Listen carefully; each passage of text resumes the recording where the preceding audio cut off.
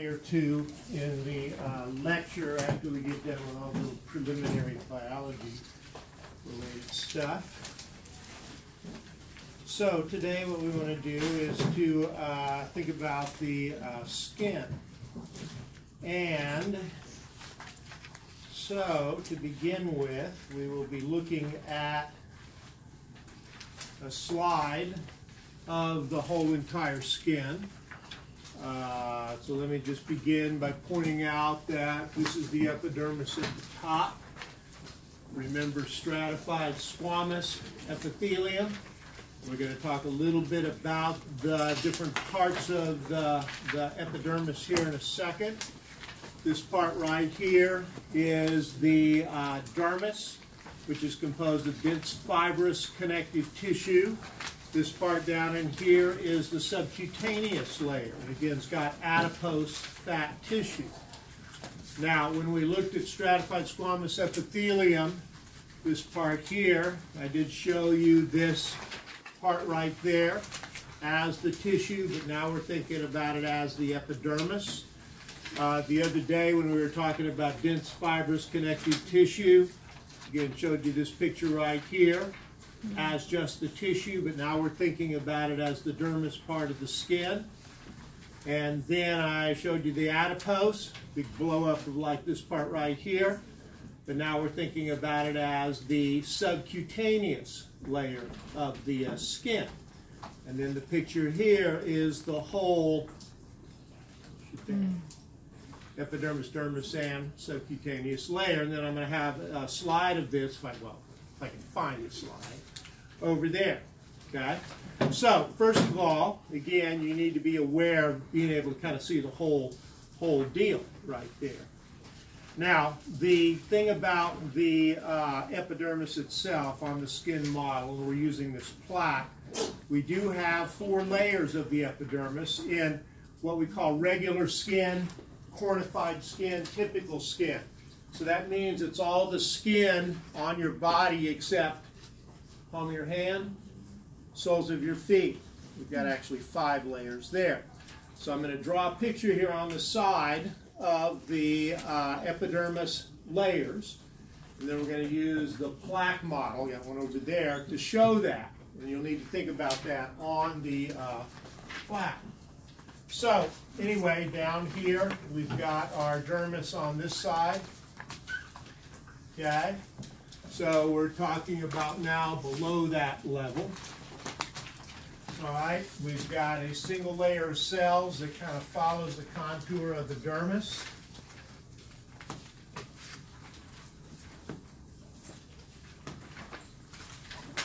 This is called the stratum. All these layers are called stratum layers. Stratum basale, or the basal layer. Okay, so again, just a single layer of cells. All right, we're going to have a layer tissue up in here. 3 or 4 or 5, 6 layers thick. And then we're going to have this zone of tissue through here. All right, so this zone of tissue right here is called the stratum spinosum. Okay. Now, this layer right here is called the stratum granulosum. And it is usually kind of dark in terms of a band, the way they illustrate it. Ink right here, whereas this part kind of has a cell look to it when you look at it. Now, otherwise, we've got the tissue out to the surface up here, so right at the top. This is called the stratum corneum. Okay, and so that's going to be in regular skin everywhere from the granulosum layer all the way to the top. Now, the one layer we have in the palms of your hand and the soles of your feet, which is not present in your regular typical skin is called the stratum lucidum. Okay, and so I'm going to kind of draw another layer right here, and just a little arrow. Stratum lucidum, and transparent. So anyway, of course, we're going to be going back over this in the lecture and talking about it, but for here, we're going to use the plaque model over there to kind of show it. So anyway, here's the dermis on this side, bottom of the epidermis, surface, okay? So when we look here at this, and you're not going to be looking at it on the picture or the micrograph at all, but here's the contour of the dermis. So a little black line, kind of barely see, that's the basale, all of that dark purple looking stuff, spinosum. You can see there's kind of a dark band following here, granulosum, everything to the surface is corneum, okay? So that's the skin in the epidermis in regular skin. Again, for the dermis, we'll just have the pictures out, same one I showed you for the tissue, same thing for that right there. All right, now let's look at this model right here. So we've got two principal models here for the skin. One of them is this plaque. And this does show palm skin right here. And then we have, right there, we also have this model right here. So this shows palm skin in that little section there where it's a lot thicker. This kind of represents typical skin. Anywhere else, this is like scalp, see all the little hair coming out of it. We're not really distinguishing this part from this, but this does represent palm skin. That's why it is thicker. Now, when we're thinking about the layers of the epidermis, again, you are going to look at this model here. Not the picture, not the slide, not those other models. This shows it the best. Here's the epidermis right here. Dermis in orange. Yellowish is the subcutaneous. So, again, stratum basale, deep. Remember, that means it's furthest from the surface, right, in terms of the epidermis, next to the dermis. See this little line following right here. That's the stratum basale layer. Right there, okay? Now, the red looking stippled part, stratum spinosum, right through there. Now, there's a dark band that follows on the stratum spinosum. That's the stratum granulosum. And on this one, because it shows the palm, we also have this white layer. That's the stratum lucidum. And so it's just on the surface side of the granulosum. All the rest of this is the stratum corneum. So you need to look, again, at the 5 layers on this model right here, okay? And so up on the picture,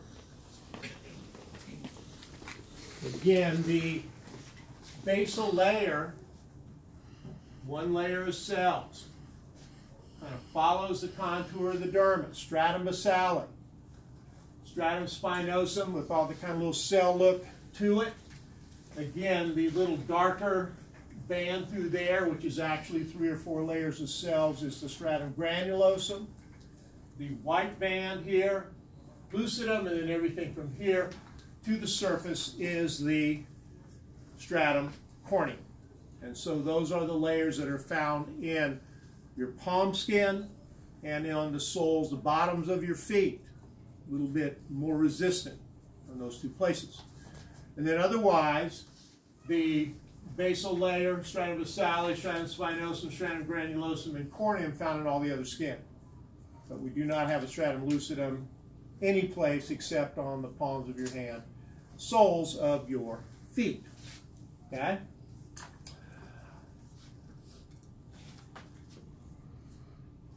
All right, so let's look at this other model here for a few minutes. Now, the dermis, and in fact, you can use either of these. We'll just use this one anyway. Again, just shown right here, okay, below the epidermis. The upper dermis is called the papillary layer, and it's really only this section right through there. Okay, so again, that's the papillary part of the dermis. The rest of the part of the dermis is called the reticular layer. And that's just the bulk of it, the most of it.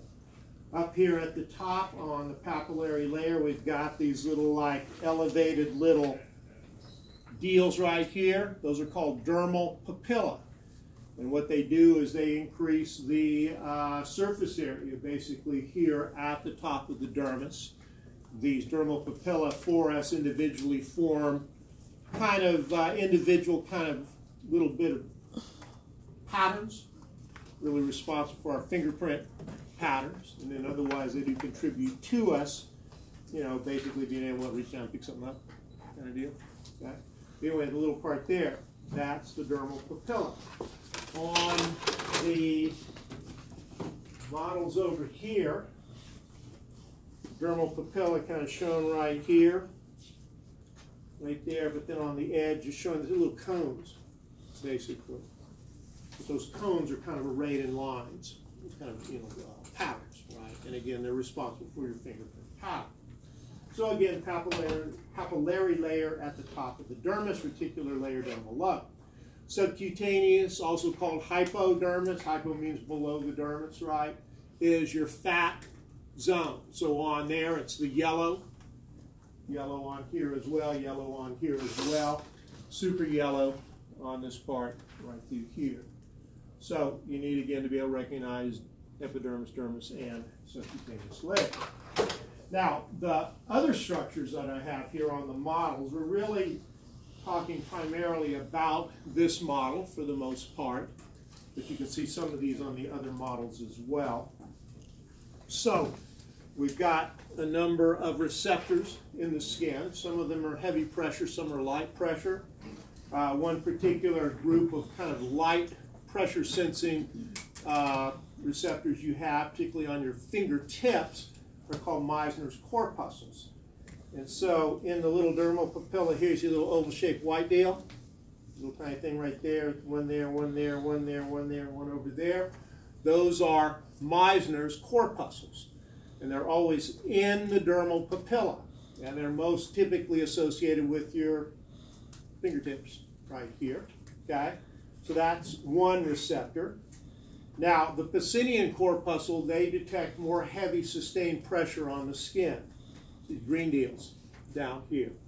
And they're found either in the lower part of the dermis or, as we're showing here, in the subcutaneous layer of the skin. But you got to really kind of push down on the skin in order to activate those.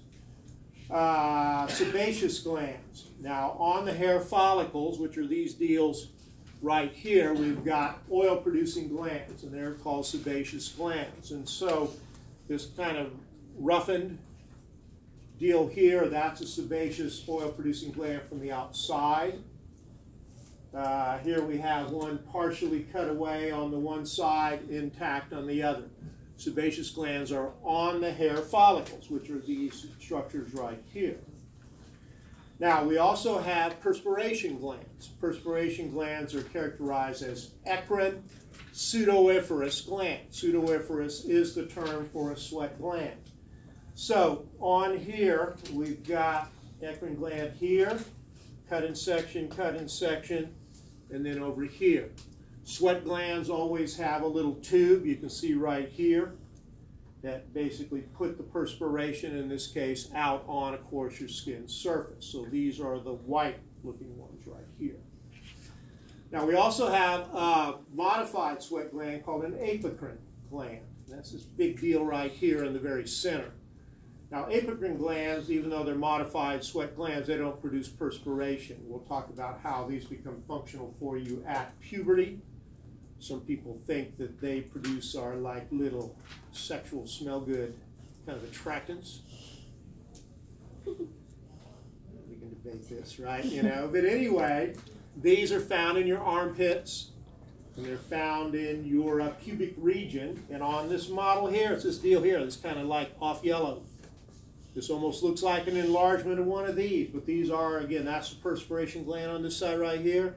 That's an apocrine pseudoiferous gland right there. And it only shows on this model. Okay, only shows on this model. Now, the hair, any part of the hair above the skin surface is called the shaft. Any part of the hair below the surface inside of the follicle is called the hair root. Okay? Now, the hair follicle is the container that the hair root is in. So we've got one showing from the outside right here, then all the rest of these have been cut away to show the follicle edge on the outside, the container part, and then the brown is actually the hair root down below the surface. Now, the hair follicle itself is enlarged in kind of a bulb sort of form here at the base, enlarged into the hair follicle bulb at the bottom. And then you also have this little tiny projecting bit of tissue that comes into the bottom of the hair follicle bulb, and that's called the hair papilla. And that's where the blood vessels come into the base of the follicle that basically what promote the growth of the hair. Okay? So a little indentation coming in here on the bottom. See a little better on this other one. And then lastly, we got the goosebump structures. So each hair follicle, even though they're only showing it here and here, has a little muscle attached to it. And this muscle is called the erector pili. And whenever you are scared or cold or otherwise weirded out, you can see that these follicles kind of lay at an angle, but when these muscles contract, pulls them straight up, right? And then you get kind of puckering there around the hair when it comes out of the skin. You get the goosebump. So, erector pili muscle right here, second one over here. All right, now on this one, okay, our Meissners are rather mega right here, but you can see they're up in the hair papilla, which again, or excuse me, the dermal papilla, which is a little uplifted part. Our Pacinian corpuscle, we show one here and one right here. That's not a Pacinian corpuscle or Meissner, that's just a different type. Perspiration glands here on this one. You can see big yellow kind of coil of tubes. That's where the sweat's made. You can see the tube comes up to the surface. Another one over here on this side, tube to the surface. Otherwise, hair follicle. Again, any part of the hair above the skin line surface is called the shaft of the hair. Anything below the skin in the follicle is called the hair root. So you can see kind of an enlargement here at the base. That's the hair follicle bulb. You can see the sebaceous gland, the oil gland right here, partly cut away in section, completely cut away in section over here. Again, on this side, sebaceous intact, hair follicle right there. Erector pili muscle here and here and here. And then otherwise, right here, showing the little indentation in the base of the hair follicle bulb. Thank you, sorry. That's the hair papilla. And you can see the blood vessels coming up in there. They're significant because that's where, again, nutrients to support hair growth and elongation occurs. But the actual indentation called the hair papilla. Okay, and so anyway, that, and then just to show you my other model right here. Again, one Meissner's corpuscle. See a eccrine pseudoriferous gland, Pacinian corpuscle down there, hair follicle with sebaceous gland, hair shaft, hair root, sebaceous gland cut in section, bulb, follicle bulb, and papilla at the bottom, and then erector pili muscle here. Epidermis, dermis, with papillary layer at the top where the dermal papilla are, reticular, and then subcutaneous down here on the lower part. All right, so, and we do have another model that's new, so I haven't had a chance to look at it. All right, so again, those are the models that you need to think about, and particularly you want to, again, look at this for the layers of the epidermis. Okay? Now, last thing is the nails. These are organs in your integument system. So you're bringing your own for these. So when you check them out,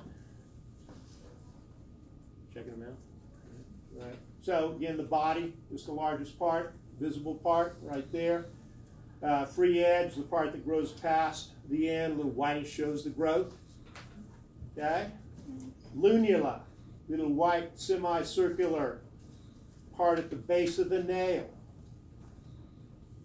It's real thick there. That's why it's white versus the rest of the nail is kind of pinkish color because the blood vessels are showing through, but the lunula is thick. Sometimes it's real big, sometimes it's not so big. I have to admit, I never quite figured out what's happening with that. And then the eponychium is the anatomical term for the cuticle part of the nail. So again, a little sealing edge between the nail body and the epidermis that's around it. And on the practical, if I'm asking you about that structure, you will have to say eponychium. So practice writing it out, right? Not cuticle. How do you say it? Eponychium. Epo. Nick. E-M. Got it? All right, so that's what we have here today. Now, next time we're going to be doing the diffusion and the osmosis. I will want you to bring your glasses, right? So again, make sure if you haven't got that, and your closed-toed shoes for next time, because you know I'm already now reminding you a couple of times to do this. So remember, in order to get the dissection point or chemical point, whatever it is, you got to actually have your PPE with you. Means you've got to have the glass guy of the shoes next time to get the 5 points, and then you of course are participating as well. It's not intense at all, but again, I'm trying to get everybody to get their PPE together. Okay. We will also look at the little bit of the nervous system, because when we go into Unit 2, I'm not doing bone and skeleton and muscle like everybody else. We just jump into the depths. We go CNS next, right? You know, and so we're going to deal with some tougher stuff. So we'll be looking at kind of the nervous tissue. We already looked at the slide actually on the first day when we were looking at microscope stuff. We also have a couple of models over there, and we'll look a little bit at the brain structure to finish up. Right? And then again, you know, we are coming up next week, tests, right? So I'll just tell you now, probably I'm going to bump both tests one day later. So normally we have our first lab test on the Monday of the 4th week, but I think we're going to bump it from Monday to Wednesday next week. That means the lecture test then bumps from Wednesday of next week to the Monday of the following week. Okay, and it's because we miss a day essentially with that first holiday. And I talk too much about all kind of stuff, so I'm always behind, right? So anyway, this is a way for me to try to catch up with the lecture discussion. We're on track with lab. I just make you do everything real fast. But what we'll do next week then is on Monday, instead of having the test, we'll just sort of have an open review lab kind of summary, look back at everything kind of day.